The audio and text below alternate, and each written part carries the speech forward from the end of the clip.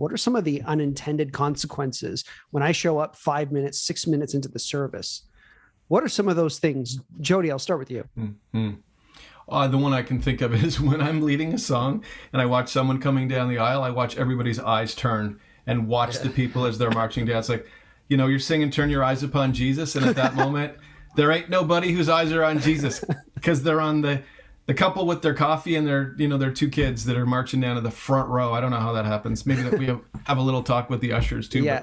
But, everybody's eyes are not on Jesus at that point. So the big one of the negative ones that's big is just distraction. That everybody else who was there, the 90% or 85 or whatever that was there early or on time, they just got kind of knocked off their game because, some family or some individual just walked in late. And that really is a lack of respect. We were talking earlier about the call to worship and the leadership and the work that's been done. And the word that came to my mind was respect.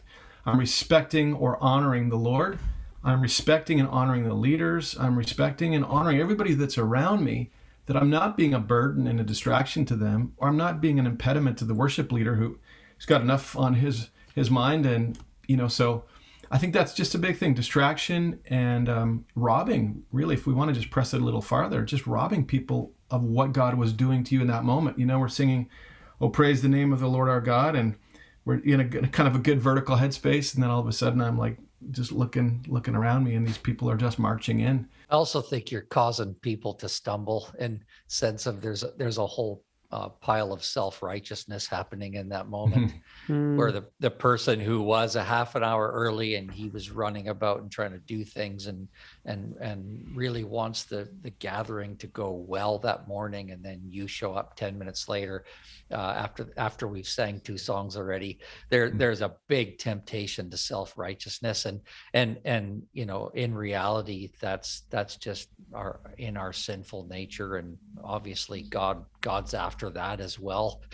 but I think we want to be avoiding all causes for offense. And I think just that desire to, hey, I need to get there and I need to be there in my seat, because most importantly, I think is that we're not, it's like half of the body, just trying to figure that out. The 1 Corinthians 12 text of, everybody has a part and a role to play. But can you imagine that you're doing 10 minutes of your corporate gathering where 50% of the church isn't there?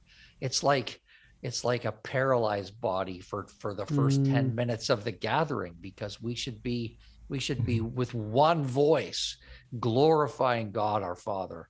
And it should be from every age and every tribe and every tongue and every culture. We should be there. We should be gathering together to worship Jesus.